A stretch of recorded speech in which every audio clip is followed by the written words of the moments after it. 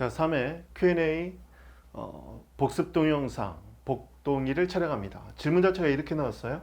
위법 판단의 기준시와 기속유예 시적 범위가 밀접하게 관련되어 있다라고 강의 시간에 얘기했는데 이게 무슨 말이냐 이렇게 말했어요. 우리 지금 노무사 기본교재 32페이지, 160페이지 보면 알겠지만 기속유예 우리 시험에서 가장 많이 나온 쟁점 중에 하나입니다. 기속유예의 시간적 범위는 위법 판단의 기준시예요. 처분의 위법 판단의 기준시는 판례처럼 처분 시에 사실관계, 법률관계로 판단하는 처분시설이 있고 판결시로 보는 견해가 있어요. 이거는 뭐 학설들 중에 있는 거죠. 그러면 기속력의 시적 범위도 처분시가 되는 겁니다. 얘는 판결시가 되는 거죠. 이게 뭘 의미하느냐? 자, 처분이 나왔어요. 소제기를 했겠고 취소 소송을 제기했고 이제 판결시가 있잖아요. 그런데 만약에 시험에서는 보통 소송 계속 중 법이 개정됐다고 나옵니다. 법에 개정이 됐다고 나와요. 그러면 처분시는 구법이 되겠고 판결시에 따르면 신법이 되는 거죠. 자, 이때 언제를 상대로 위법을 판단하냐? 위법 판단의 기준시를 처분시로 보면 기속력, 인용 판결 효력인 기속력은 여기까지 미칩니다. 따라서 기속력의 시적 범위를 처분시로 본다면 처분시 이후의 개정법에는 기속력이 미친다 안 미친다? 안 미치는 거죠. 그런데 만약에 위법 판단의 기준시를 판결시로 본다. 그러면 판결시까지 기속력이 미칩니다. 그럼 여기서 개정된 개정법에는 기속력이 미치게 되는 거죠. 그렇다면 보세요. 기속력의 시간적 범위, 줄여서 시적 범위는 위법 판단의 기준시다. 그런데 만약에 설문에서 소송 계속 중 법령이 개정됐어요. 그러면 이 개정법에 기속력이 미치느냐 한번 볼까요? 첫 번째, 기속력의 시적 범위를 처분시설을 취하면 위법 판단의 기준시가 처분시가 되는 거죠. 그러면 소송 계속 중 법이 개정됐다면 이 소송 계속 중은 처분시 이후 소송 계속 중이니까 판결시 이전이겠죠. 그렇다면 잘 보세요. 기속력의 시적 범위를 처분시로 본다면 개정법은 기속력의 시간적 범위인 처분시 이후에 개정됐기 때문에 개정법에 기속력이 미치는지 안 미치게 되는 거죠. 그런데 만약에 기속력의 시적 범위를 판결시로 보면 역시 판결시가 되면 개정법에 기속력이 미치는 여기는 미치게 되는 거예요. 그러면 결론. 나중에 개정법에 근거해서 다시 거부 처분을 한다면 이 견해에 따르면 기속력이 미치지 않기 때문에 처분 시설을 취하면 이런 경우에는 적법 유효가 되는 거고 판결시에 따르면 기속력이 미치잖아요. 기속력이 미치는 개정법에 근거해서 다시 거부 처분하는 것은 기속력 위반이 됩니다. 이건 지금은 몰라도 되겠다. 왜냐하면 나중에 자세히 배웁니다. 지금은 이렇게만 기억하세요. 기속력의 시간적 범위는 위법 판단의 기준시와 동일하다. 여기까지만 알면 되겠습니다. 다음 두 번째 질문이네요. 허가와 특허가 경업자 소송에서 문제가 되는데 종래의 논의와 최근 판례 태도를 어떻게 볼 것이냐. 이건요. 기존에 허가를 받은 기존업자가 허가를 받아서 영업을 하고 있었다. 또는 특허를 받아서 영업을 하고 있었다. 이게 어떤 의미가 있느냐. 자, 강의 시간에 얘기했던 것처럼 영업상 이익과 관련해서 허가로 누리는 영업상 이익은 반사적 이익에 불과해요. 특허로 누리는 영업상이익은 법률상이익에 해당됩니다. 따라서 반사적 이익이 침해된 자에게는 원고적격 인정되지 않아요. 법률상이익이 침해되면 원고적격이 인정됩니다. 따라서 기존업자는 자신의 동종 영업과 관련된 신규 허가를 다툴 경업자 소송의 원고적격이 인정될 수 있느냐? 기존업자가 허가 영업이면 인정되지 않는다. 특허면 인정된다. 이게 종래의 논의였어요. 그런데 문제는 뭐냐면 허가인지 특허인지는 이거는 학문적 개념이에요.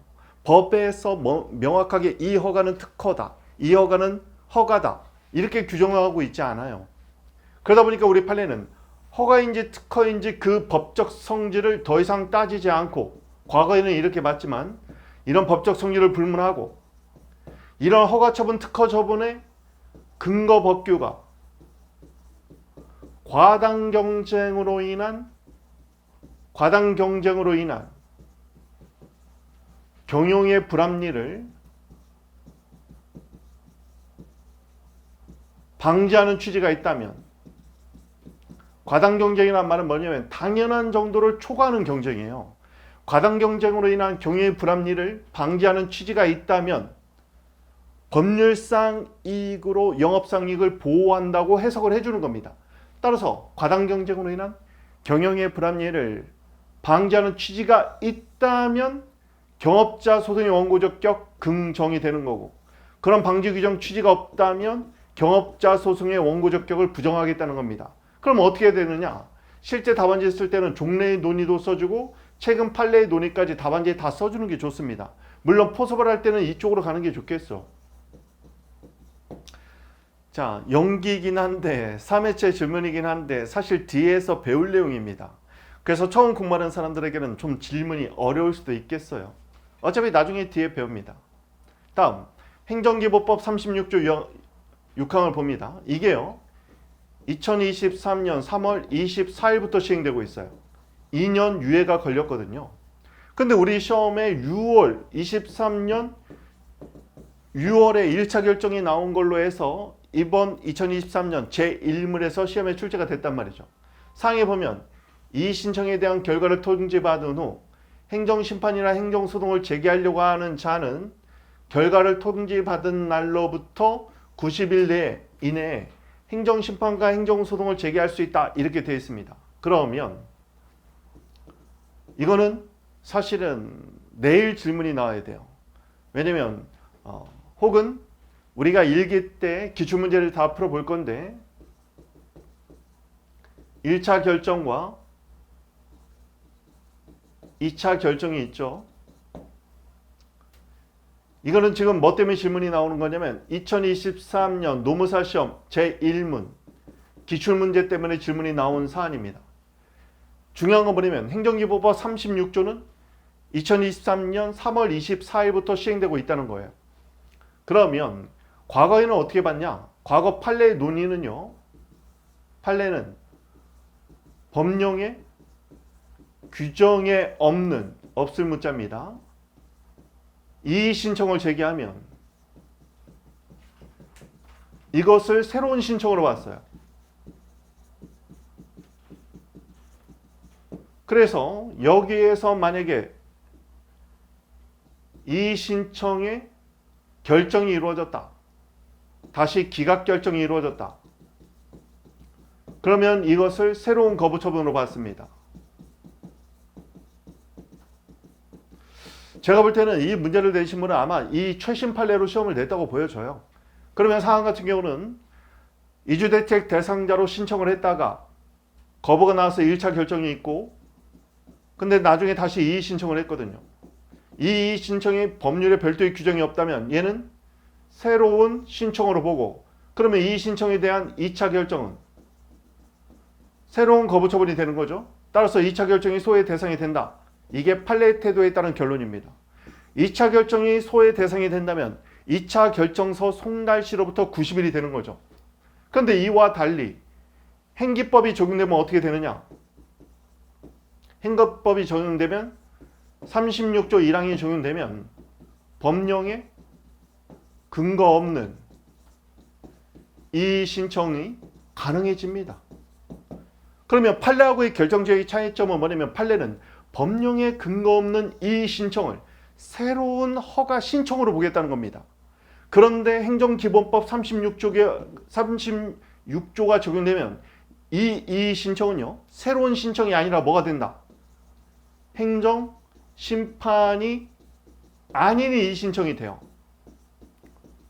왜 행정 심판이 아닌 이의 신청이죠? 여기 보니까 그 결정을 통지받은 날로부터 90일 이내에 행정심판을 제기할 수 있다고 나오잖아요. 소송도 마찬가지고. 심판은 두 번 제기할 수 없거든요. 심판법 51조에 의하면 재청구 금지 원칙이 있어요.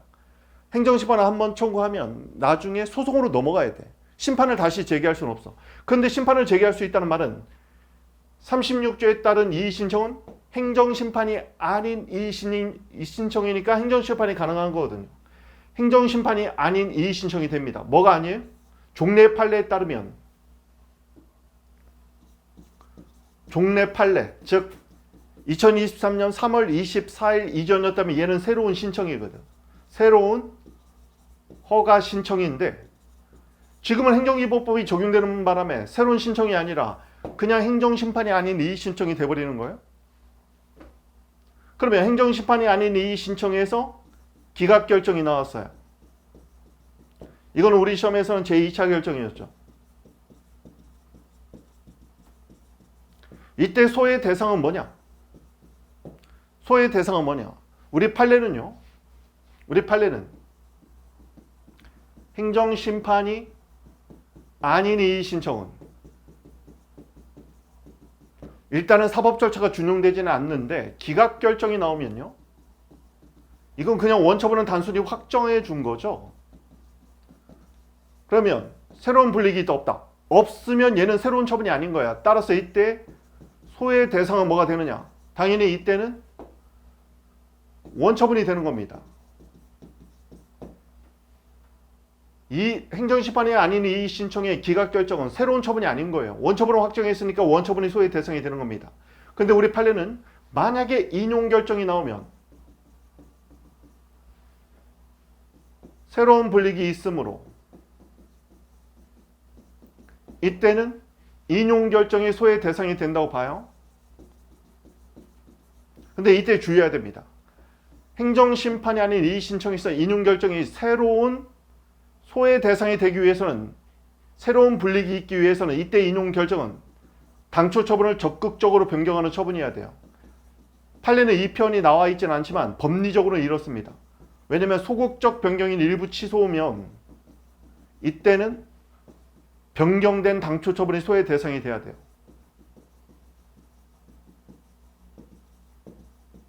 그렇다면 설문은 지금 어떻게 나와 있느냐? 설문은 행정기본법 36조 1항이 적용되면 행정심판이 아닌 이의신청이고 2차 결정은 대상자가 아니다. 이주대책 대상자가 아니다. 기각결정이죠. 그럼 소의 대상은 원처분입니다. 다만 제소기간은 원처분을 기준으로 하지 않고 어떻게 한다는 거예요? 행정기본법 36조 사항에 따라서 기각결정 송달시로부터 90일이 된다는 겁니다. 굉장히 어려운 내용이죠. 따라서 올해 2023년 공인노무사 1문입니다. 판례에 따르면 갑의 이 신청은 새로운 처분이 되고 새로운 신청이 되고 허가의 신청이 되고 기각결정인 2차 결정은 새로운 거부 처분이 되고,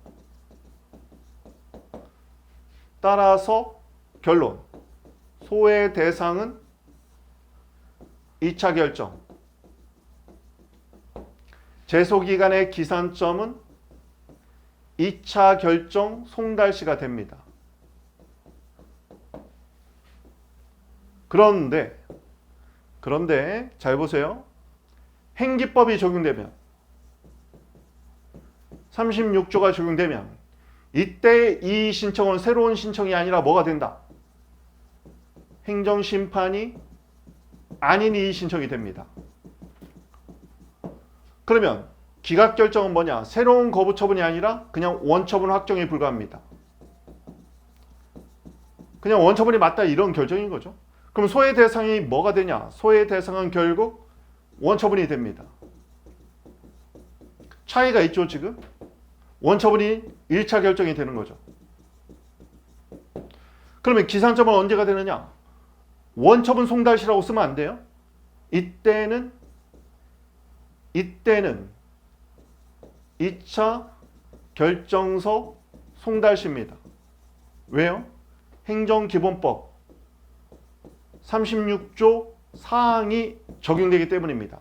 따라서 2차 결정인 행정심판이 아닌 이의 신청의 결정서 송달시로부터 90일이라고 써 있거든요. 따라서 아마 교수는 여기로 냈을 것 같아요. 왜냐면 이게 최신 판례거든.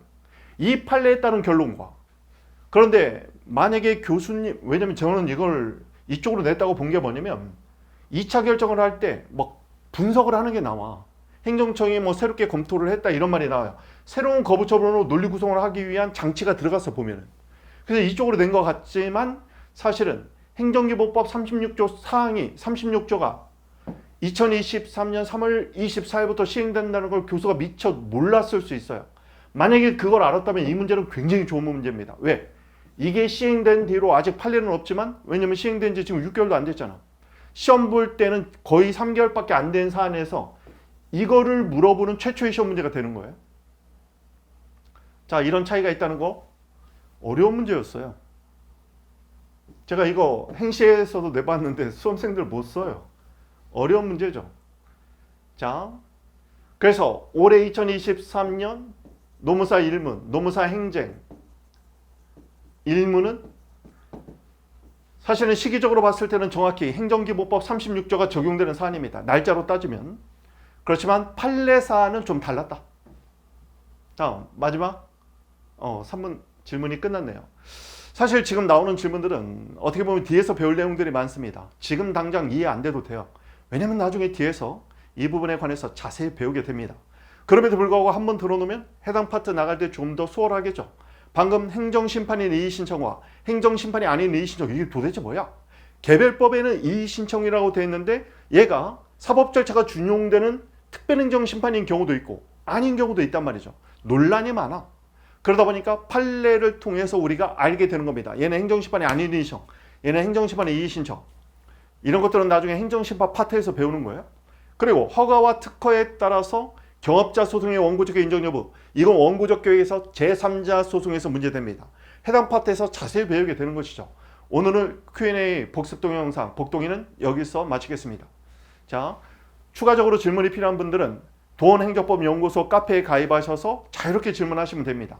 공인노무사 질문란이 있으니까 거기다 질문해 주시고 이해 안 되는 부분은 동영상으로 촬영해 주세요. 요구하면은 제가 지금처럼 좀 더 자세히 설명을 해 드리겠습니다. 자, 수고하셨습니다.